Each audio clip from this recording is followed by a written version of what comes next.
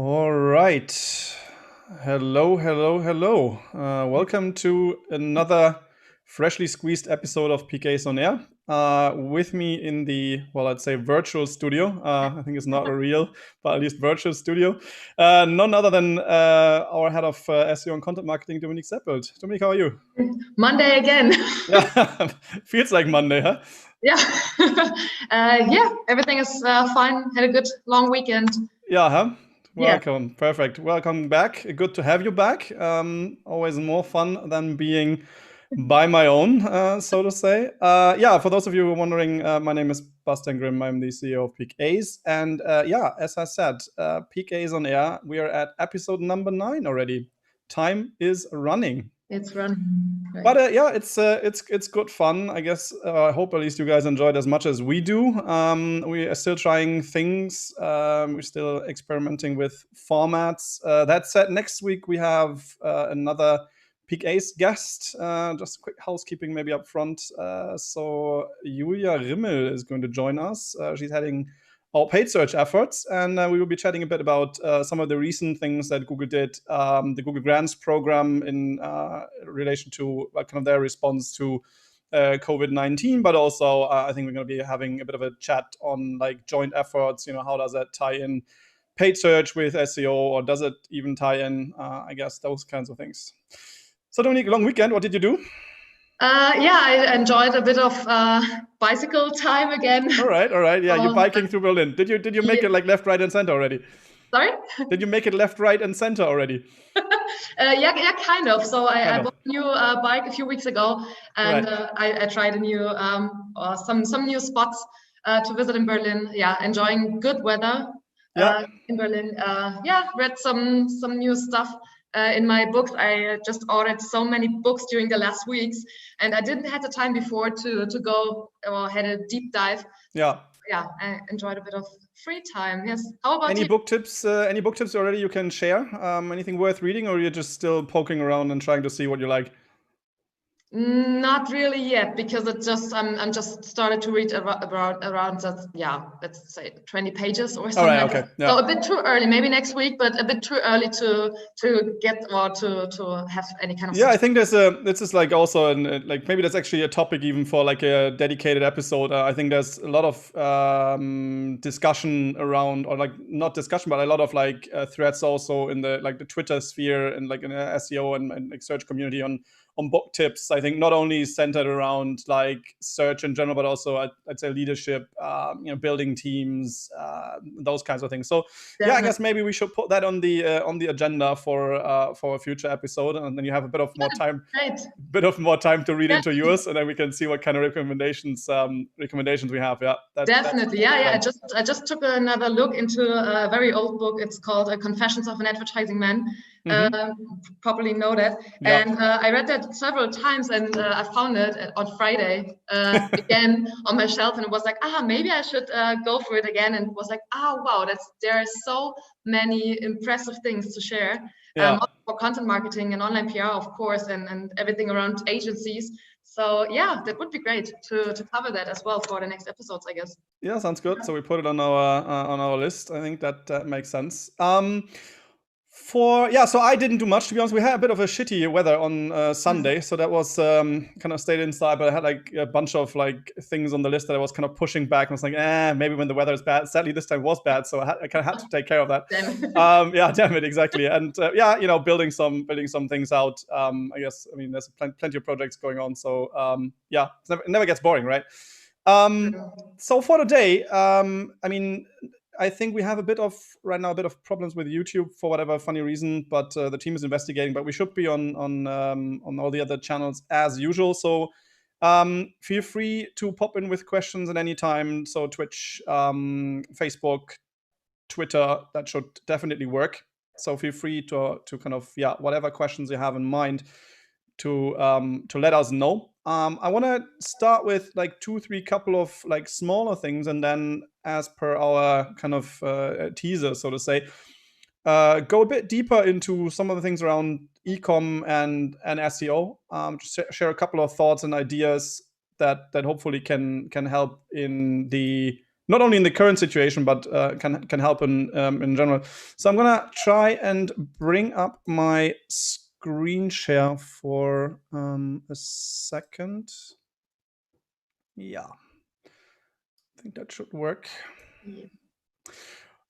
So I think one of the things, Dominique, that we talked about, I'm not sure. Do you recall which episode it was? It was probably like 4 weeks ago or something, right? Yes, I think it was episode 5. Yeah. So that should be around yeah. 4 weeks then. And I think one of the things that we did, and I think you just like shared a follow up on this. Like we talked about but we had a discussion around what elements is Google bringing into the search result due to the Corona crisis, and also what kind of impact does it have? And you said, well, you wouldn't be surprised that some of the stuff is going to stick, right? Because I mean, it's a great large kind of live testing thing, so to say. Yes. And I think one of the tweets that came out, I'll just bring it up, earlier, I think it was actually early last week on the 1st, was from my good friend Glenn Gabe. So Glenn, if you're watching, hi from Germany. I hope you guys are doing well still. Was that he discovered this left-hand navigation, right? And this is exactly what you have been saying. Definitely, it's exactly the same, and with a pretty obvious example as well. I guess it's about the title of one song together with the band, right? And it's pretty hard, I guess, to decide what kind of information should be shown over there. Is it about diversity, or is it about personalization? And there is so much content you can show around the very generic question of show me the title or the band, right? So it's a perfect and not surprising example to see that. I agree. I think this is somewhat like the so in the past, what I've been seeing also in the US in comparison to Europe and Germany, especially in the health industry, was like that they kind of reused the knowledge graph panel for it, right? So the knowledge graph panel had this navigation elements on, like, I think it was broken bone fractures and those things, where you could just like find symptoms and treatments and whatnot. And I think this is just like the next step out of it, kind of a unified thing. Yeah, quite interesting. I find it quite amusing that we had this left-hand navigation more than 10 years ago. Now it's apparently coming back. So that I find quite amusing, I have to say. But yeah, we shall see what else is coming.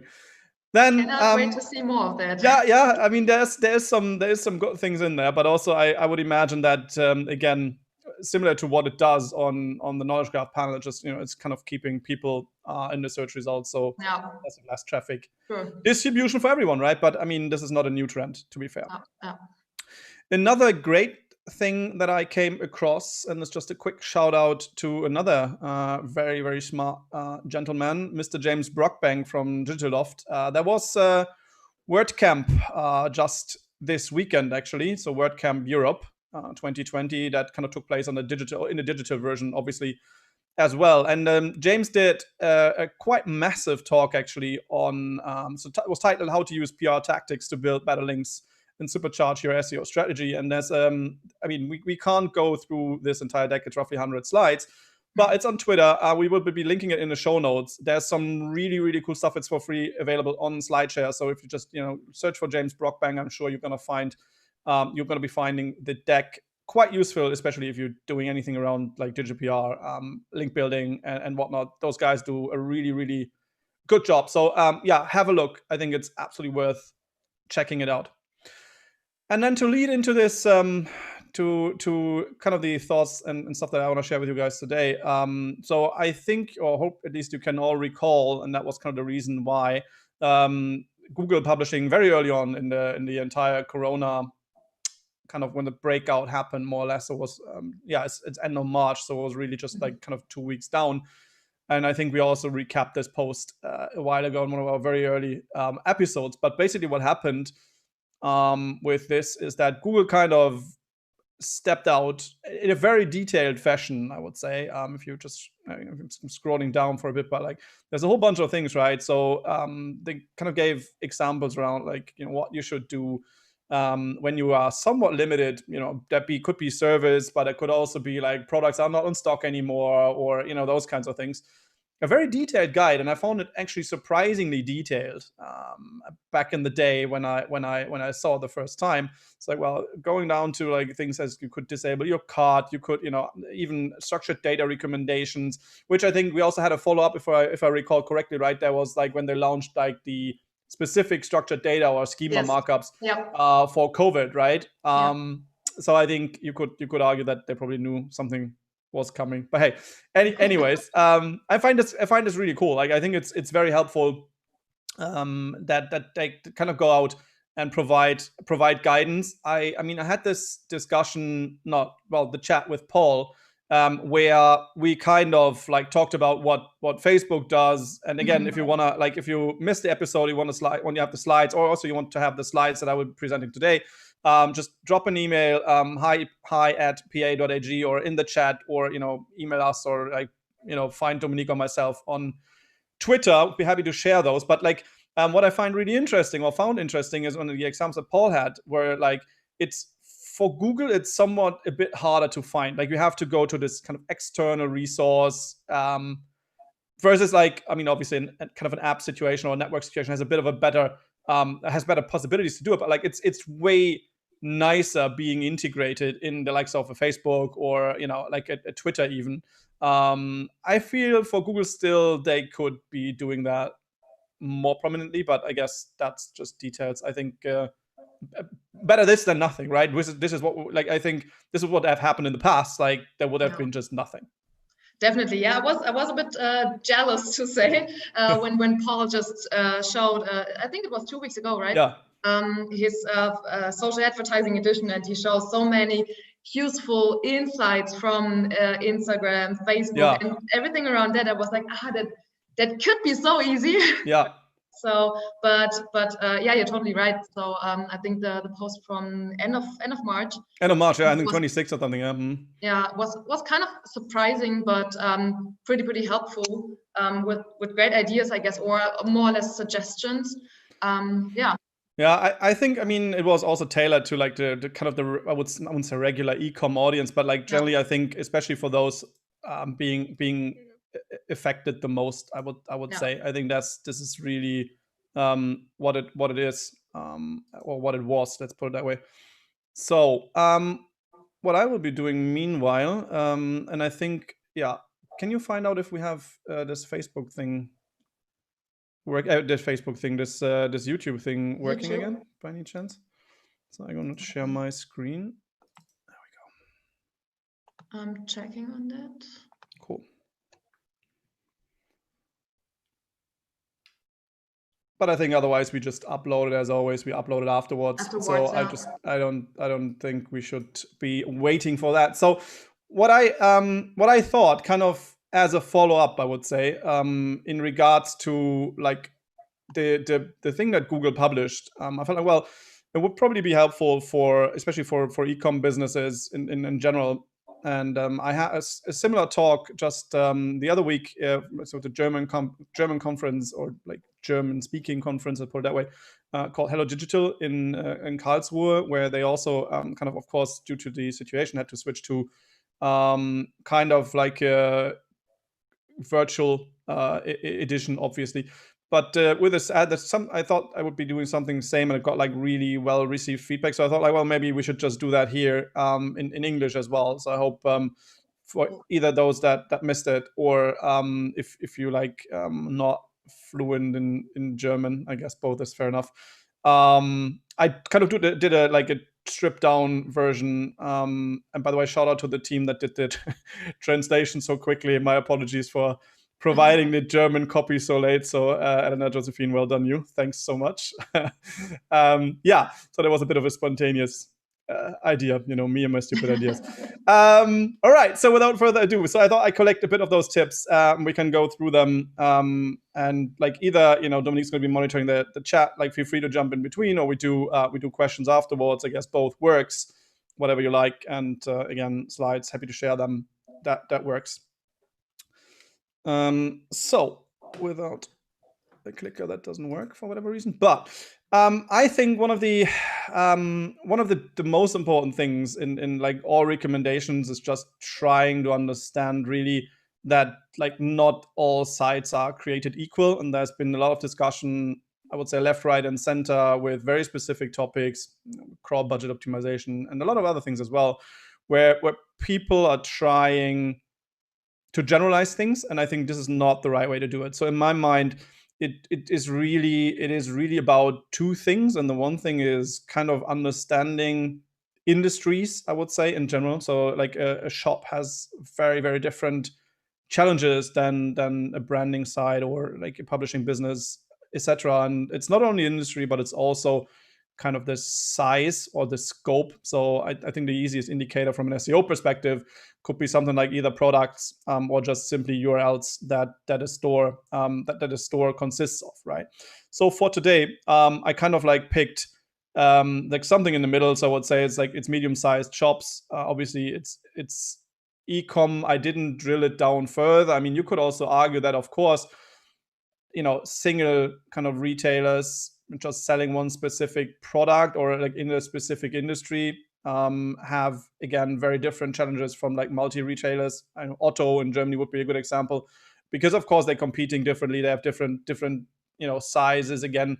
But I think just for the sake of making it not too complicated for today, I just picked like shopping or let's say e-com, and then a scope of around between 10 and 100K URLs, I think. So it's not the mini, but everything else I think should fit in. And even then, if you don't fit, I think it's not necessarily that it doesn't make sense for you. It's more like some priorities might be different. I think overall, those tips hopefully are relevant whenever or whatever size of a shop you're kind of dealing with.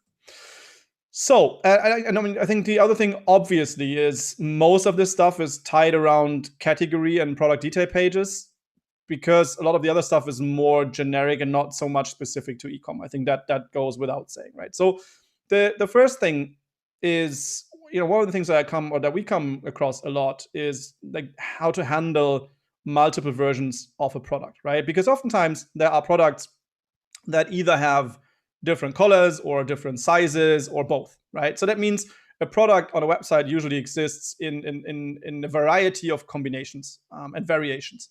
So this is just it could be from anyone, but like this is taken from Nike. They have a shoe that's called the Vaporfly for Flyknit, and it's kind of a running shoe. And then of course they have it in different colors. So in this case, it's red and blue. Plus, they have it for men and women, and then in different sizes. So what they do is for each of those, they create a different URL, right? And that, of course, means that Google has to process for just a single product a whole bunch of different URLs. They need to crawl them, they need to index them, they need to kind of understand what it's all about, and then potentially find out that, well, no one is going to be searching for the shoe name plus the color plus the size plus woman. Because, well, why would you? You just type in the shoe name, eventually the color, maybe not even that, at least not according to search volume, and you'd be done with it. So there's a bunch of different solutions. If you're dealing with a similar setup, then one of the fixes could be just to kind of implement canonical tags, right? So rel canonical could be a way to kind of consolidate those. This is not ideal, but it definitely works. It's not ideal because at the end of the day, that means still, let's say this Nike example would have caused 100 different URLs. Again, those 100 different URLs would need to be crawled, need to be processed, and then Google would need to understand, okay, well, there's a canonical tag on that. So let's kind of canonicalize to one single URL. Of course, you can do that. If you do, figure out on Search Console, inspect URL would be probably the go-to tool to figure that out. Try to understand if Google is really doing that and if they're respecting that. So it should look like on the screen here. So the canonical tag is kind of equals the inspected URL. That works. Also, consider that there's a bunch of things that sadly, for whatever reason, oftentimes go wrong. So make sure that the implementation is going to be done properly. Canonical target URLs need to work. They can't be 404s. They can't be redirects. They can't be chaining to another canonical, etc., etc. So there's a whole bunch of like technical limitations if you do canonical tags that you should be very, very thorough in regards on how to implement it and test it properly. Otherwise, there's a very, very low chance that Google is actually even considering your canonical tag at all. And if they don't want, then it's kind of a waste of time anyways. Another, well, let's say example the other way around, and also a kind of solution is a company called Salomon, either way. And what they do, similar setup, right? Different colors, different variations of a shoe. but they have just one unified product detail page, so that's even better than canonicalizing it. So if you have the possibility in your system to just spin one single URL, that's great. What they do is they then do client-side kind of a JavaScript solution, so that you can still, of course, from paid search advertising perspective, that's needed. You can still link like the different variants or like the different sizes and whatnot. That works, but from an SEO perspective, that URL technically only needs to be crawled once, and therefore kind of consolidates all the link equity, not necessarily external, but at least internal. So that makes it way more efficient. So that's probably the better way to do it if you can. Yeah. The other one, let's stick with products for a bit. So another example that you see a lot, not so much anymore on the, let's say, more advanced platforms, but still on like older shops, self-built solutions and whatnot, is products that are like reachable or available through multiple categories. So in this case, you have like a pack of socks, right? Where basically it's available in a category, in a URL folder called shop, or category called shop, and then it's called the other one is called explore, right? That's the same detail page. Both are supposed to rank according to them, but that's obviously not going to work because simply duplicate content, right? So from a crawling perspective, this is not great. Again, if you have if you have one product and you make it available through multiple categories, which is totally fine, then also make sure that the URL structure is unified and that you don't like duplicate the product, right? That's the worst thing you can do. So one example could be, this is taken from Otto. What they do is they have a folder where they kind of technically put in all their product detail pages. So all the products are available in a folder called /p, and then you have the product URL slug afterwards. That's one way to do it. You could also, of course, like put it into the main category and then cross-link it from your secondary and third categories over to the main category. Whatever works better. This is actually like the folder selection here, like the dedicated folder, is actually quite cool because it also oftentimes makes it easier to analyze things and just trying to understand how the product detail pages perform in general. I mean, of course, you can do that with proper tagging as well, but I think there's a bunch of advantages to doing it this way. Again, of course, you could also argue that like for the second or the third or the fourth category, you don't really care. Then you could put them on no index, or you could canonicalize to the main category. True, that should work. No index definitely will be respected, at least. Canonical, that's a question if it will be respected. But the downside for both solutions, again, is that you're duplicating URLs, or you have at least two versions, maybe 3 or 4. Again, they need to be crawled, they need to be processed, so that takes a whole bunch of time. So not ideal from a resource perspective. So like this would be probably my preference. Number 3 is around brand filtering or branded categories. So what does it mean? So basically, what you have oftentimes when you look at it from an e-com perspective is something like this. So on the left hand, you have basically the main category is watches, and then you can filter it by brand. So that's then Breitling watches, right? And on the right hand side, what you have, it looks almost similar, but it's not. What it is basically, this is kind of their Breitling brand page, if you so will, right? Because they're supposed to rank for Breitling watches. But if you do that, I mean, that's totally fine. But the problem is, you're basically competing for Breitling watches with the kind of the brand entry page, or like your brand showcase page, basically. Versus on the left hand, the Breitling watches is just the filter, right? So I understand where it comes from, but you need to be aware of that. Again, you're kind of building competition, so try to minimize that. If you have the filter on the left hand and it's crawlable, that's totally fine. Then you would not need to create a dedicated like Breitling showcase page. Or if you do it the other way around, then make sure that for those where you have the showcase page, because maybe that's not for all of them, that you not allow those filters to be crawled and indexed equally, right? So both ways should work. Which leads into a topic that's actually quite complex, if we so will. I would almost say it's kind of almost always a disaster from an SEO perspective. Like Facetted navigation is something, and it ties in with sorting and filtering and whatnot. Like, we're not going to go into all of that, but I think that is something that causes a lot of SEO headaches, really. So an example from Zalando, just to kind of visualize what that means. Basically, for those that are not familiar with facetted navigation or what facetted search is, basically it's kind of, you have this huge list of items, and then you can go and build out different combinations of filter values. Let's say you can say, okay, I want only those 5 brands, but not all of them. And then when I have the brands, in this case it's shoes, then I also want only like two sizes and 1 color. So you can basically freely configure for yourself how you want this list to look like.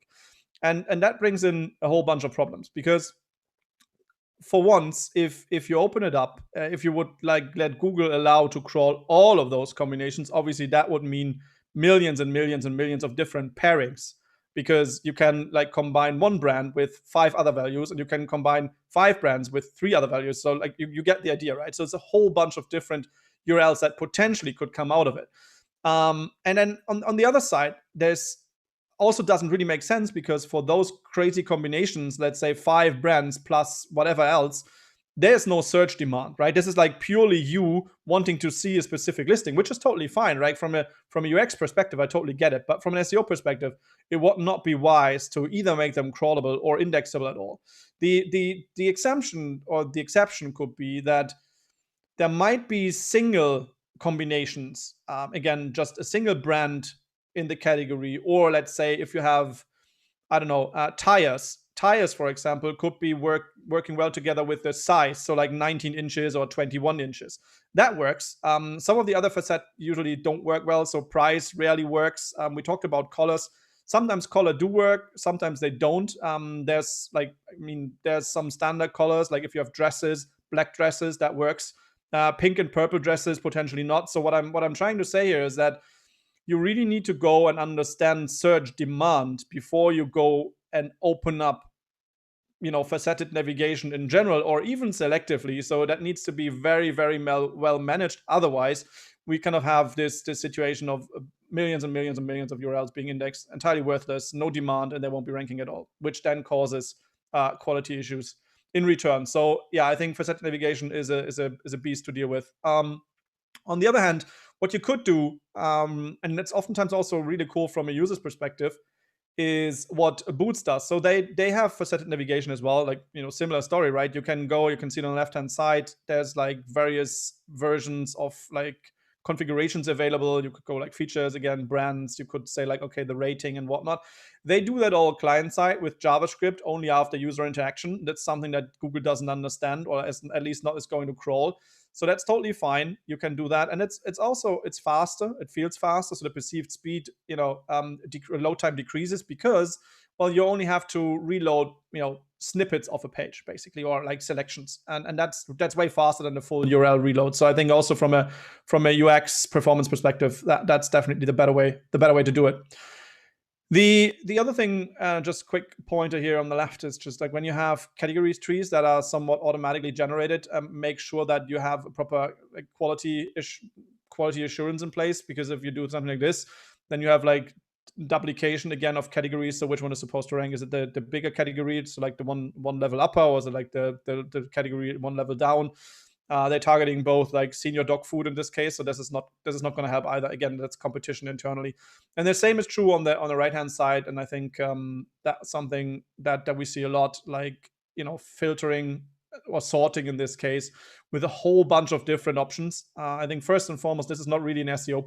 It's not really an SEO problem. It becomes an SEO problem if you open it up for crawling and indexing. But I think the one step back would be to just understand and check analytics and see if this stuff is really being used. Oftentimes, there's so many, like, we give options to our users that are not being used at all, and then I guess the solution is rather to eliminate that entirely, instead of trying to find an SEO workarounds. Like, okay, does it go on no index, or do I block it or whatnot? I think from a UX perspective, oftentimes this is already kind of traffic, or like usage is already the answer, I would say. Number 5 is expired, or out of office, exactly, out of office, out of stock products. And there's a bunch of things that can go wrong here. It's just like an example from Marks and Spencer's in the UK. What they do is they don't do anything, basically. So they have roughly 230,000 URLs in Google's Google's index, and well, the products are not available, which I guess from a UX perspective is not really so cool, because on the right-hand side, you see they don't even offer you anything else. Like there's no info except for this tiny out of stock in red, but that's about it. So I would imagine that, at least from other comparable cases that we have seen, that, this results in different types of engagement metrics. So obviously people are bouncing back way higher in comparison to all your other product detail pages, which is certainly not going to help, which then leads to the question, what can you do? And there's a bunch of different scenarios, and there's not this one solution, just a couple of pointers or hints maybe. I mean, of course, it very much first and foremost depends on what's the state of the product. So is it ever coming back? Or, is it never coming back anyways? If it's never coming back anyways, then there's no sense in just even thinking about anything like, temporarily taking it out of the index or bringing it back or use it for lead gen in between. Then I guess you need to go and point it somewhere else, right? You could point it to different places. It can be, the same product if you have, but in a different color. Or, it could be the same product, the similar product, maybe just another size, for example. Or, iPhone 9 goes to iPhone X, so like the successor product could be. Or if you can't pinpoint it, then internal search could be something else. I think what I really would recommend doing, what I like a lot, is just having this kind of dynamic info layer, saying, well, the original product that you requested, it's not there anymore. And then you can tell people, and they can still decide freely, and no matter if you do like auto redirect or not. But just not doing anything is not really a good idea, especially if your inventory is growing and you're ending up with like 6 figures, 7 figures of out of stock. That's not going to help. And then the same is true for if you have categories with high churn. So let's say there's a category where the product inventory is, it's getting bigger, it's increasing, decreasing, either way. And then you have a page 2, and all of a sudden, because some of the stuff is sold out, that page 2 doesn't exist anymore. So what are you going to do with that page 2, right? Do you not care? Do you like redirect it temporarily even to the first page, and then you allow it again if there's enough products? This is something that you need to probably figure out as well, and try to come up with a strategy depending on how much volatility you really have. Another big one, number 6, is indexing strategy in general, right? Around categories, subcategories, pagination, and whatnot. Just a couple of examples, or just a couple of pointers, really. I mean, you could argue, and I would disagree, you could argue that content quality for e-com doesn't really matter. I would say it does, especially, and I have a couple of examples when you get a lot of like auto feeded stuff into the system. But generally, I would, like we talked about already, like sorting options, Facetted we had as well. But also product variants, shopping basket. How do you deal with that if that's a separate URL? That's something that shouldn't be going into the index. What is it when you press something like favorites, or remember later, or whatever? So those things, if they are separate URLs, that's something that needs an indexing strategy as well, like login areas, members areas, and whatnot. There's a whole bunch of things. So I guess indexing, or maybe even one step back, some of those you even don't want to be crawled at all. So I think a strategy for that is oftentimes missing, at least when we do audits and when we look into kind of e-com businesses and problems that they have, right? So sorting and filtering is another example on the left-hand side. On the right-hand side is the same story. If you do that, if you have that all open up, make sure that this is not gonna ruin your crawl and indexing budget. Articles per page is also another classic. Quite often you find something like where a website, or a shop in this case, allows people, like their users, to kind of configure how many products they want to see. So is it like 24, 60, 96 in this case? Funny enough, for all the cases that I checked, literally no one is ever using this. And I would go as far as like, well, find out what the best kind of amount is for you from a conversion rate optimization perspective, and get rid of the rest. Don't take my word for it, check analytics, but I'm quite sure that no one is ever going to be using it. And if so, it's going to be maybe 1 or 2%. And that's usually not worth the like duplication, or even having like a third copy of your listing page, which is supposed to rank for highly generic keywords where the competition is strong. So I think you can't afford to have that. And then, well, if you do, then at least consider a client-side solution and not a server-side, so that you don't spin, again, separate URLs. I think that's the biggest issue here. Keyword targeting also in e-com is a big one. I mentioned it already with another couple of examples, but this is taken from Lidl. So if you have like, I don't know, 5 or 4 in this case categories that are like somewhat barbecue related, then I guess that's not really helping. And that oftentimes happens if you have category drill downs or category trees that are kind of going to be drilled down into various combinations. So you need to be very. Oftentimes the issue happens when you have like when you're collecting keywords on an upper level page. So in this case, the second result that you have in the screenshot is actually grills or barbecue and then barbecue accessories. This is just a collection of two categories, and those are oftentimes problematic because actually usually you have like a dedicated category for the accessories and a dedicated one for the barbecue itself, right? So those combined categories oftentimes are an issue. So if you have those for whatever reasons, make sure that they have a very specific and tailored keyword targeting in place. Otherwise, it's oftentimes better to get either rid of them or find a way to how to merge them with a lower level category, but don't kind of create internal competition. If you have 4 of them, which one is the one that Google is supposed to pick? That usually doesn't go well. Pagination is another big one. Again, I don't want to spend too much time on this. There's a good read in here. Our friends over at Audisto did a really cool test on, depending on what you want to achieve, like if you want to get all the pagination pages indexed, depending on how many products you have, etc., etc.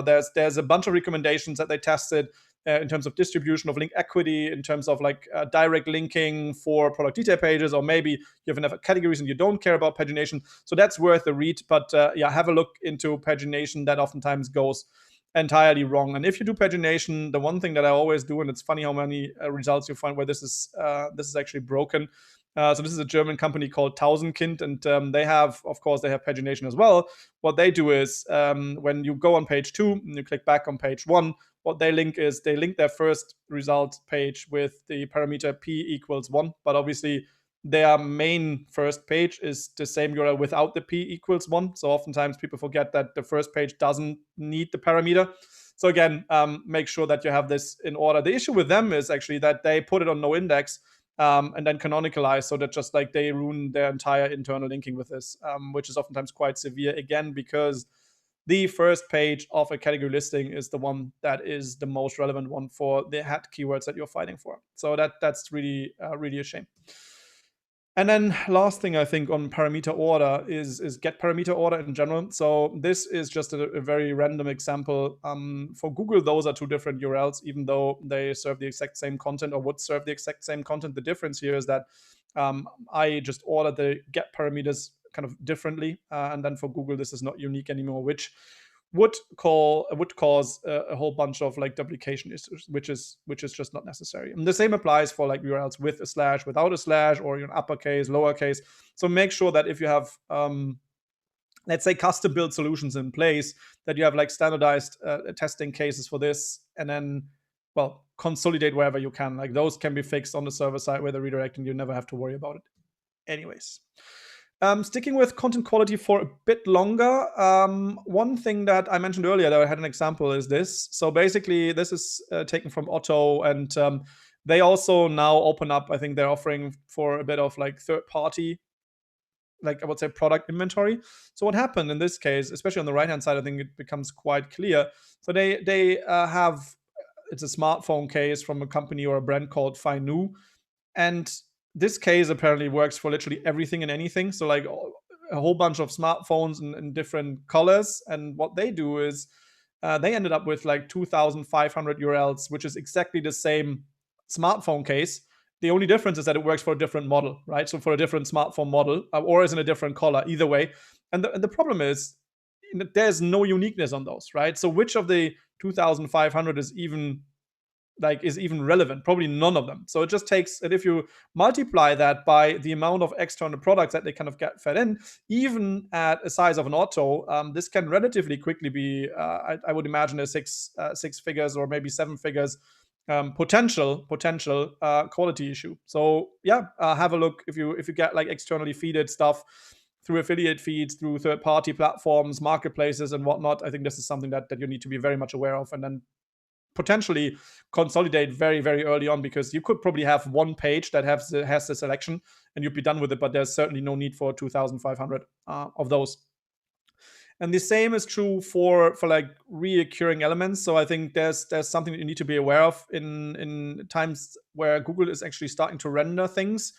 This is quite interesting. So what people used to do back in the day is that they had like elements where let's say Google, like where they had info, like in this case, it's shopping, right? So like shopping related in the sense of like who's delivering it, what are my service times, and whatnot. And this is the same being repeated all over on every single product detail page. And this is a whole bunch of content, right?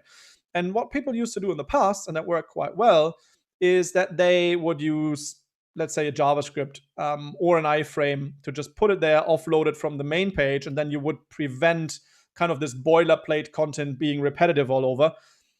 That is not necessarily working all the time anymore because of Google and their rendering capabilities. Because if it's a simple JavaScript, let's put it that way, and I'm happy to kind of elaborate on that in a bit deeper if people have questions around it. But the same is true for iframes. If the iframes are not blocked themselves, then Google is actually taking the content and take that into the main page. So you would not have your kind of protection anymore in terms of like boilerplates, which cause at a scale content issues, quality content issues as well. Yeah. And the same is true for like all the kind of auto-generated pages, right? So, no result pages, let's say there's no comments for a product. If that would create a separate URL, that's something that you need to be aware of. Or, there are no ratings for a product, X, Y, Z. If that's a separate URL, if it's not on your product detail page itself, then that's a URL type that you certainly need to manage and need to either exclude or kind of eliminate altogether, right? So there's a whole bunch of different, and I'm happy to, again, share the checklist. So if you want to follow up with that, I guess that's fine. Number 8, structured data. I mean, we had it already in the intro. It's a huge topic. This, you probably can like fill entire days with discussions around structured data. Just some very common things here. I think a must-have these days if you do anything in e-com, at least, is product offers and stock info. If you have ratings, certainly those should be no-brainers. I mean, most of the systems do them by default now. So that's something that you definitely should be aware of and should be using. There's a bunch of plugins there as well. And the one thing that I want to point out, though, make sure that you are using the testing tools that Google provides, because once you've deployed broken schema, it literally takes quite a while for them to recrawl. You have a whole bunch of errors in Search Console for the time being. It's just really annoying to deal with. So better test before rather than just deploying and hope for the best. So the structured data testing tool is really helpful in this front. Those, just to kind of avoid any confusion, those are not schema-based markups or not schema-based results. Let's put it that way.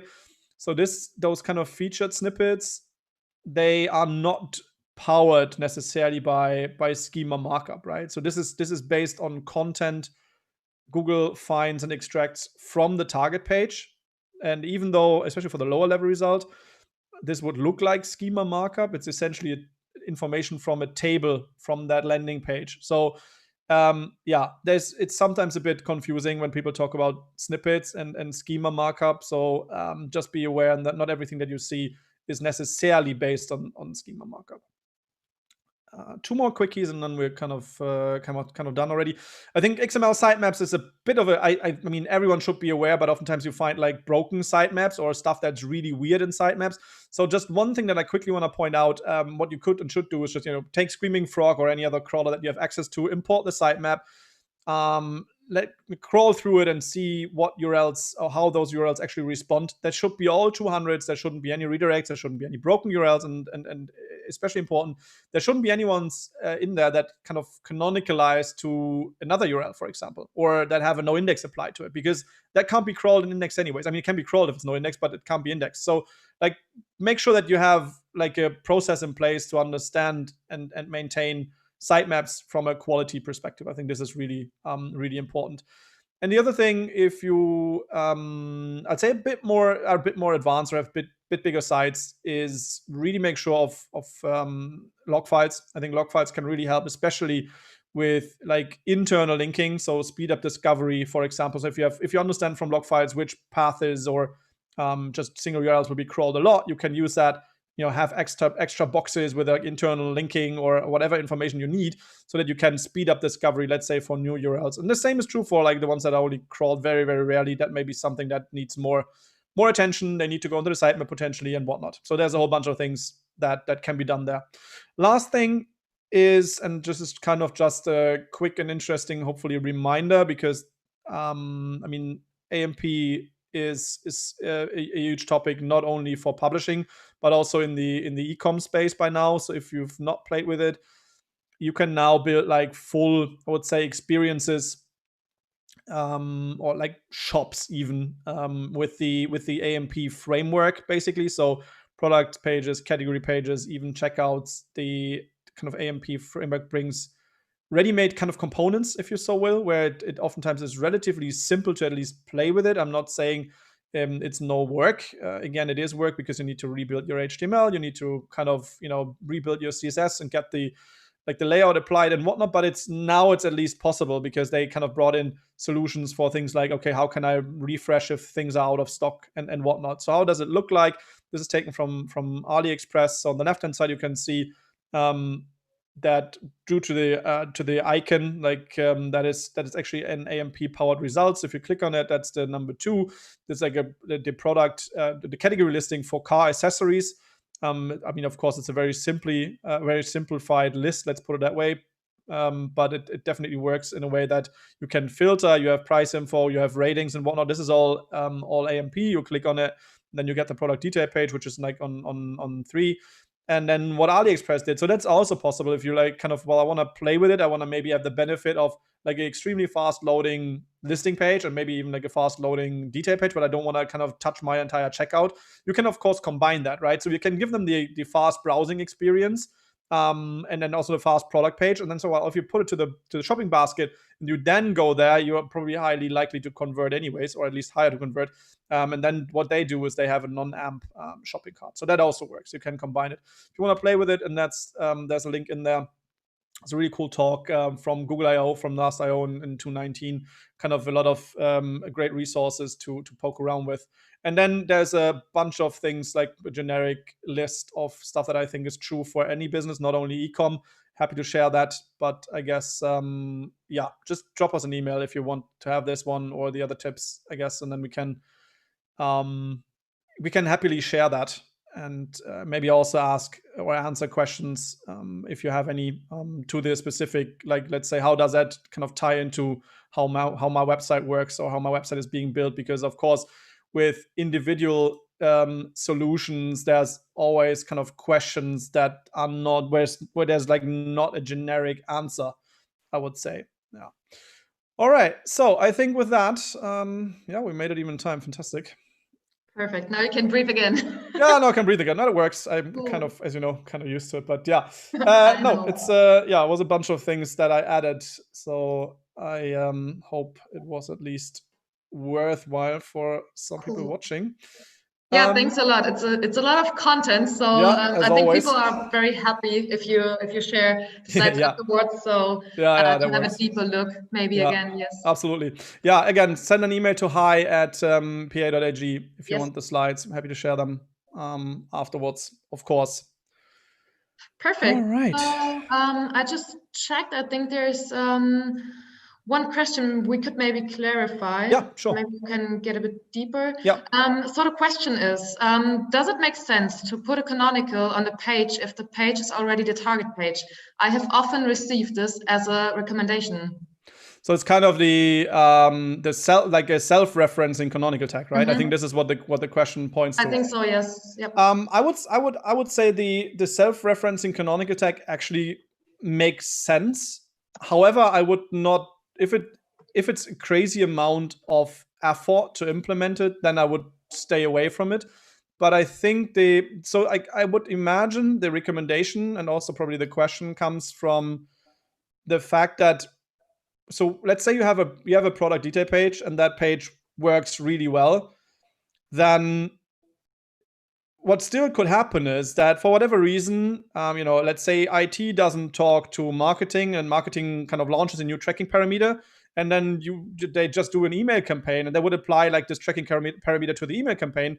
So that all of a sudden means that there's a new URL that potentially, if it's going to be linked elsewhere, then Google would find it as well. So all of a sudden you have your page that worked really well before, but then someone added a parameter, which is a duplicate content issue at the end of the day, right? Mm-hmm. So I would imagine like the self-referencing canonical tag, the way I see it, is always kind of this safeguard. The way it should work, though, is then that it really only works with, I would say, kind of a whitelist behind it. I would say. So if there's anything that the tag doesn't the tag, right, doesn't understand, so the parameters it doesn't understand or doesn't know, it need to be cut off, right? Because otherwise it would defeat its purpose. But let's say you have you have a clean URL structure, you know how the URL looks like, those 5 parameters are allowed, everything else is not allowed, then you can, of course, do the self-referencing canonical tag and be done with it, because then even if someone launches another parameter that you haven't seen, it doesn't really matter, because just it will consolidate and canonicalize to the main URL. So that's the way I would see it. I don't think it's mission critical, though. Just because, well, if it's done in a couple of minutes, I would always say, well, do it, because it's definitely not going to hurt. But if it's a lot of effort and you don't have issues with canonicalization, then I think it's not really necessary. We see it a lot in highly competitive industries, though, because, well, there's just some people that like to mess around with other people's URL structure, and then it's a bit easier if you have that in place. However, though, then what we've been recommending, because again, canonical tags is only kind of a hint, then if you go that way, it's probably better to kind of have a whitelist of known parameters. Those are okay, and everything else, you do an automatic redirect and be done with it. That's even safer, because then Google would not even need to crawl them, right? So left, right, both works. It's not wrong to do it, but it's also not solving much, because if you have a clean URL structure, then I guess that's already good enough. Yeah. All right. Yeah, I hope that helps and answers the question. Yeah, if not, feel free, guys, to comment or please reach out. Yes. Reach out. Yeah, that works. Okay, perfect. So checking if there are any other questions. Maybe in the meantime, I think we have a few minutes still left. At the very beginning, you talked about the Otto example about products per URL, and you mentioned that it makes easier to have one product per URL, makes it easier to analyze things, but there are a lot of more advantages. What kind of advantages do you have in mind as well? Maybe you can go a bit deeper. Yeah, I mean, I think that, as you said, there's probably a bunch of them. I think for me, in an ideal world, right, I guess what the challenge is always that, especially if you have legacy URL structures, then it's really hard to change them over. So then you're okay, well, what's the second or third best solution?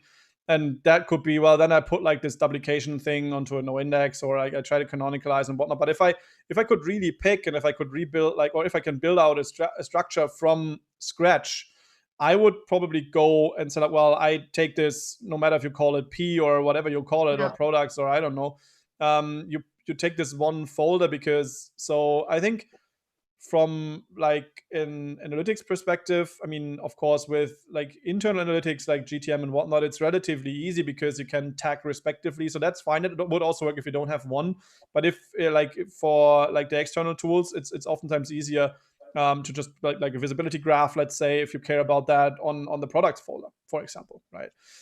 So that certainly helps. I think also it's a bit easier in terms of you always know where your products are. You can build a relatively easy comparison of okay, products folder versus product sitemap, for example. So this is you don't need to look into this category, that category, and this category. It's just it just, I feel for me, it feels that handling it on a dedicated folder makes life oftentimes a lot easier. You could also argue the other way around, that it's easier to scrape the structure. Okay, fair enough. But if someone wants to do that, I would say they can also do it no matter what. So I think for me, I would say it's easiest if it's on one dedicated folder, and then just be done with it. Okay, so especially when setting up something new, you would also always I would go with a folder, with one folder if I can pick, because then all the other solutions, it feels okay, someone forgets to set to set a checkbox, and then all of a sudden you have duplication again and all of those things. I would rather have okay, it always goes here, and it just goes there, and then it will be internally linked, and that's it. It consolidates the link equity to one single URL, and you just don't have to worry about it anymore. I think it takes away a lot of pain. Yeah. I see. Okay, great. So maybe one last question. I think that could work. Yeah, maybe it's a bit tricky, but you also showed the example. I think it was the Breitling, the watcher. Yeah. And the question about what kind of page is more important? Is it the showcase page or is it the product? And is there something? I mean, you already mentioned that it's a case. It's differentiating from case to case, I guess. Yeah. And there's no answer in general. But do you have any things in mind where you would decide on which part, which is more important, maybe? I think the problem with the brand rankings per se, like if we just go one step back, like and say, well, like a lot of shops still make the mistake, or businesses make the mistakes, and well, I want to rank for the brand name of the good that I'm selling. So you're not gonna, I mean, you won't be ranking high for something like Breitling. It's just not gonna happen. Yeah. And you would also not be the best result, because as we had, like, there's a whole bunch of different things. Like, I mean, for Breitling, okay, most of the content would probably be like e-com focused, obviously, but you know, they will have their own web shop, they will have their Facebook page, their like Yes. God knows what. You would probably be very, very lucky if you make it even to page one. Page one, yes. So if you do, okay, fair enough. If that's worth the effort, debatable. I think so. The second most obvious, if we look at it from let's say traffic demand perspective, is clearly like Breitling watches. I think you can even potentially have both, but you can't have both if you're not putting enough effort in it. So in my example, the one that I took, it was like, okay, it was just the watches listing on both sides, right? So if they would have more inventory, like not only Breitling watches, but like, I don't know, what else Breitling probably offers. And you have the Breitling showcase, and you say, well, this is my Breitling showcase, and it includes watches. Then that might be even good enough to kind of differentiate. Even then, though, I would argue that, and if you have some really great kind of Breitling specific content, I don't know, like a fitting guide or whatever that is, right? Then it could be worthwhile having having those two. But then I feel like, well, why even would you? Then even I would go the way, like, and so well, maybe I would just rather focus every of my efforts to make this Breitling watches listing page as strong as I can, because this is where I'm basically making my money, right? So like, no matter how you turn it, it is always like, when you have internal competition, it doesn't really help. And having a Breitling page is nice, but it's not going to usually doesn't bring you any business, except for maybe some very specific deals that I know exist, because then you get like some kickback for the branding effects that some shops collect. Fair enough. If you have to do that, then be smart about it. Just negotiate a no index or whatnot. Or don't optimize it for something like internally competing phrases that you already have. Then just try to de-optimize it if that's even needed. But my general take would be, I would try to focus as much as I can on the listing pages in the shop, not create separate ones, because the separate ones will never be linked as well as like your internal linking structure already has it with a category tree. So therefore, I would focus on the main category with the hat keywords, so Breitling watches. If I have to, I will then drill it down, make it one level lower, kind of go phrases, I don't know, Breitling watches metal or whatever the kind of material potentially is. If I have enough demand and inventory, that's the other side, right? I didn't mention inventory, but inventory is the same thing. Like, if you do not have enough inventory, you don't need to spin categories, because you won't be ranking, because at the end of the day, someone else has more inventory, and then you're not the best result. So like, this is the other mistake that a lot of people make. Like, okay, I create categories for X, Y, and Z, and then they have like 3 products. Well, if you have 3 products in that category, you're clearly not going to be the best result, because you're not having enough inventory, and therefore you won't be ranking either. So yeah, I would argue it's always the category, but only if you have enough inventory and there's enough demand. This is probably how I would kind of approach it. Cool. Yeah. Thanks for that additional valuable thoughts on that. Absolutely. 5 on the dot already, huh? Yes, it is. Time is running. Well, I guess if we don't have, there's no more questions in the chat, so that works. Again, first of all, thanks for tuning in. It was fun as always. We will be back next Monday. Yep. Same time. So 4 p.m. German time. you should definitely join, because we're going to be having a fantastic guest. As I mentioned, Julia is going to be joining us. I think she's already very excited. We will be talking about paid search, so that shall be something very different. And I think based on the feedback that you guys gave also in regards to Paul joining us with social, I think, that should be good. We're trying to bring you kind of an equal format in this case, and then bring you up to speed on all the latest happenings in regards to Google's initiative around the grants program, how that kind of ties in with Corona, but also I would say generally how we currently approach things, such as the tie-in of PPC as well as organic, because we of course deal with that quite frequently. I think there's some interesting lessons that we learned in the past, so that should be fun. Don't miss it. That said, we are always very happy to receive your feedback. So please, as always, comment, email, message us, whatever you feel comfortable with. We would like to hear if you enjoy it. If you do, please say so. If you don't, you think I should shut up, that's also fine. Just let us know. We're trying to improve here. So that always helps. I guess that said, Dominique, I wish you a fantastic rest of the day. There's a bit of time left, I guess. 1 to maybe 3 hours. Yeah, maybe. Maybe. We're all busy, so I think this is good. I hope you had at least an enjoyable hour and a bit of a break. Definitely. Well, what else can you say now, right? That works. Anyways, that said, thanks a lot for all the content and all your thoughts you shared today. And then I see you in this stream, at least next week on Monday, probably before, but hey, yeah. All right, guys, Perfect. We're out. See you next week. See you next week. Bye-bye.